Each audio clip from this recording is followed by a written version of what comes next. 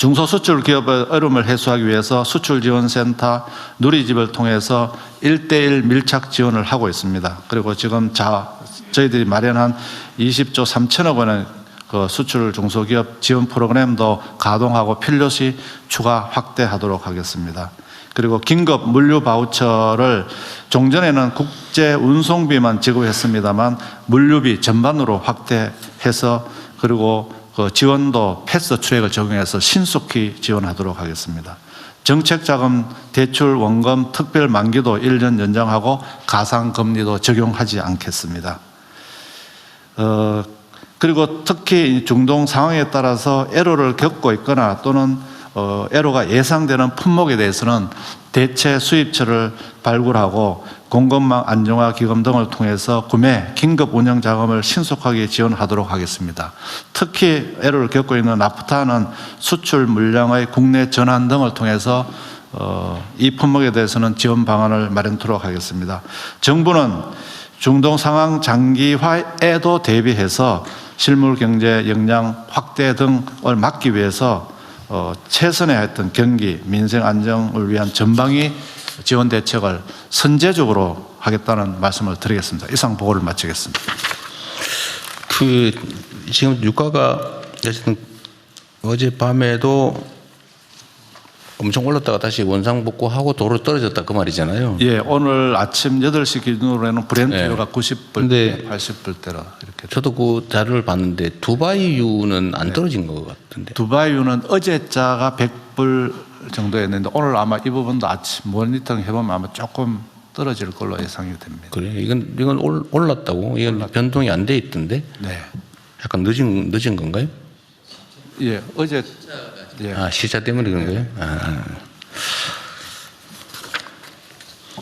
그 다음에 이거 최고 가격제 시행이 지금 유류대금을 전쟁 발발 다음 날인가 바로 올려버려서 네. 이미 한 일주일 훨씬 넘었잖아, 그죠? 네. 근데 지금 즉시 시행을 못하는 이유는 지금 언제쯤 할 거라고요? 금주 내에는 하도록 하겠습니다. 근데 그게 법률상 최저 절차 시간이 필요해서 그런가요? 네, 그렇습니다. 고시를 하려면은 규제개혁 심사도 해야 되고 또 현장에서 조사도 해야 됩니다. 그래서 금주 중에 시장 조사를 마치고 지금 규제개혁 그 절차를 좀 줄인다든지 하는 이런 절차를 거쳐서 하여튼 이미 올려서 지금 일종의 폭리를 취하고 있는 상태인데 네. 그게 지금 지연이 열흘 이상 지금 지연이 되면 그 사이에 국민들 피해는 계속 되잖아요. 네. 근데 그 부분에 대한 네. 보완 대책은 뭐예요? 지금 부분에 대해서는 저희들이 현장 모니터링을 통해서 과도하게 올라가는 부분에 대해서는 현장 점검을 하고 있습니다. 그래서 국민들께서 이런 올라가는 가격에 대해서 피해를 최소화할 수 있도록 저희들이 그러니까 이게 이제 실제 유가가 올라가서 가격을 올려야 될 필요가 있는 시점이 있을 거 아니에요, 그죠? 네네. 보통 우리는 뭐 통상적으로 2주라 그러는데 2주인지도 저도 약간 의문스럽긴 한데 하여튼 2주라고 치더라도 근데 우리가 대응하는데 한 열흘 이렇게 걸려버리면 네. 그러면 2주 후면은 그럼 최고 가격을 시행할 수 있는 시간이 얼마 안 되잖아, 그죠? 네네. 그럼 근데 실제로 이제 실제 원재 생산 원가가 올랐다. 네.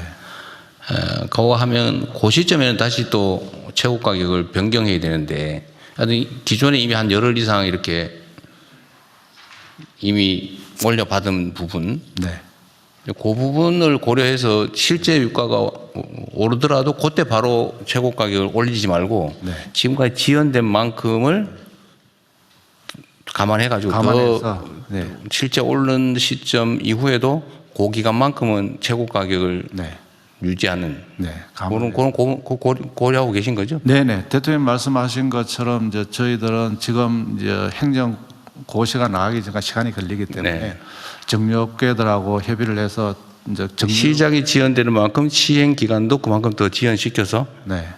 국민들 피해가 최소화될 네, 수 있게. 그렇죠. 근데 그거는 감안하시고 네네. 그럴 경우에 어쨌든 우리가 이제 생산 원가와 최고 가격 차이에서 벌어진 실제 제조업체, 정유사의 손실을 보상하게 법이 되어 있다면서요? 네, 그렇게 들어가 있습니다. 그 계산을 할 때도 가능한지 모르겠는데 네. 그동안에 취한 일종의 부당이 네. 그걸 감안해서 계산해야 될 것 같아요. 네, 그렇게. 그 법률상 가능한지도 한번 검토를 한번 예, 해보십시오. 그런 부분도 감토해 보겠습니다. 하여튼 누구도 피해가 없게 네. 누구도 억울하지 않게 하되 공정하게 세심하게 좀 할 필요가 있을 것 같습니다. 예, 특히 대통령 말씀하신 대로 우리 국민들의 피해는 최소한 되도록 네. 저희들이 하여튼 이런 위기 상황을 악용해 가지고 부당하게 이익을 취하는 거는 그 기업의 윤리 문제이기도 한데 네. 하여튼 그건 앞으로는 발생하지 않게 네. 행정 지도도 좀 철저히 하면 좋겠습니다. 네, 그렇게 하겠습니다. 그리고 이제 앞으로 실제 생산 원가가 올라갈 경우에 너무 경제적 부담이 크니까 결국은 이제 거기에 재정을 투입해서 일시적 조정이 필요하잖아요. 네. 그럴 때 그 방식 중에 이게 보통 위기 상황이 도래하면 어려운 사람은 더 어려워지고 좀 상위층은 더 좋아지고 이런 경향이 있잖아요. 네. 근데 그걸 완화하기 위해서는 이게 일률적으로 유류세 부담을 줄이면 네.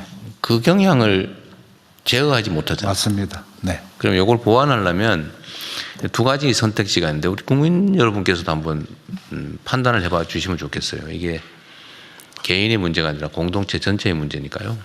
예를 들면 유류대금을 일률적으로 그 유류세를 내려주면 네. 어쨌든 그 양극화가 악화되는 맞습니다. 경향을 많이 통제는 쓰는 못하잖아요. 사람들은. 네, 네. 그러면 이거를 차라리 유류세를 깎아주는 만큼의 재원을 가지고 서민이나 어려운 소비자층을 타겟으로 해서 네. 지원을 하면 네. 이 양극화를 좀 저지할 수도 있고 네. 완화할 수도 있잖아요. 네, 뭐 크진 않겠지만. 네. 그래도 어쨌든 그리고 또 하나 방법은 꼭 이 양자택일이 아니고 네. 두 가지를 믹스할 수도 있는 건데 예를 들면 유류세를 좀 내리고 네. 서민들을 또 위해서. 서민들은 재정 지원은 네. 서민들 중심으로 이렇게 차등적으로 네.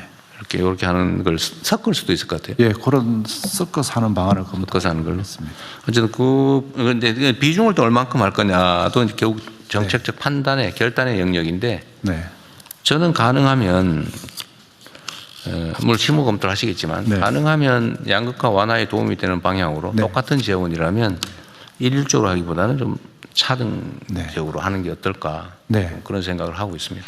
지금 대통령님, 지금 유류세 같은 경우는 저희들은 휘발유는 7% 이제 인하를 해주고 있습니다. 최고 한도가 37%까지 해줄 수 있습니다. 네. 그래서 30% 룸이 있습니다. 그래서 유류세 인하를 그 중에서 한 10%를 더 해준다든지 또 그렇지 않으면 또 직접 지원을 좀 늘린다 이런 부분 조합을 해서 양극화도 해소하고 특히 이 과정에서 어려움을 겪고 있는 국민들의 혜택이 좀 더 갈 수 있도록 설계를 하도록 하겠습니다. 네, 뭐 양극화 해소되지는 않겠지만 어쨌든 조금이라도 완화하는 방향으로 원래 유류세를 징수하면 이제 그게 일반 재정 재원이 돼가지고 네. 이제 그걸로 이제 정부 재정 집행을 하잖아요. 네. 재정 집행의 가장 큰 원칙은 부의 2차 분배. 네.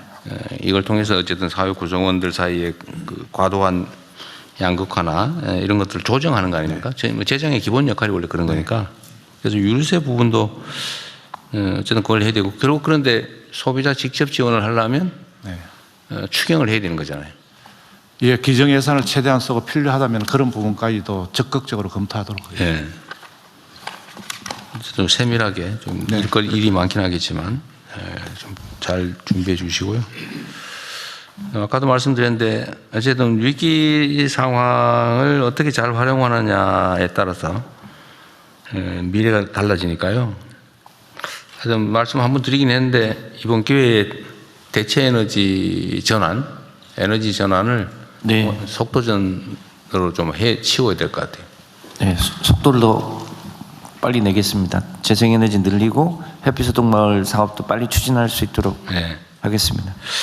그와 관련돼서 예를 들면 각 가구별로 또는 뭐 마을 단위로 또는 지역 단위로 재생에너지 생산을 좀 확대할 수 있게 네, 이럴 때일수록 이제 우리 국민들이라고 구성원들은 그 필요성을 절감하잖아요. 네. 에너지 전환도 사실 저항이 있는 건데 네. 이럴 때일수록 기회이기도 하니까 전환을 좀 신속하게 과감하게. 네, 햇빛 소득, 바람 소득, 개통 소득 해서 가능하면 모두의 에너지 전환의 혜택을 보실 수 있도록 그렇게 설계 범위나 내용을 더 신속하게 속도가 있게 추진하겠습니다. 지금 현재 예산 편성이나 이런 것들을 좀 추가하거나 변경할 필요는 없어요? 그런 측면에서? 햇빛 에너지 관련한 부분도 있고요. 전기차 전환도 굉장히 빠르게 전환되고 있어서 전기차 예산이 좀 조기에 소진될 가능성이 있습니다. 근데 문제는 전기를 뭘로 생산하느냐? 결국 그 수입한 화석연료로 생산하느냐? 아니면 우리 자체적으로 존재하는 바람이나 뭐 햇빛 같은 걸로 재생에너지로 생산하느냐 이건데 전기차 전환도 중요한데 더 근본적으로 전기를 뭘로 생산할 거냐? 재생을 주력으로 하고 원전을 보조로 하고 예, 해서 근데 탈탄소를 해야 됩니다. 예. 근데 이건 장기적인 측면이 있는데 단기적으로라도 속도를 좀 내야 된다. 과감하게. 그렇게 하겠습니다. 그 얘기입니다. 예.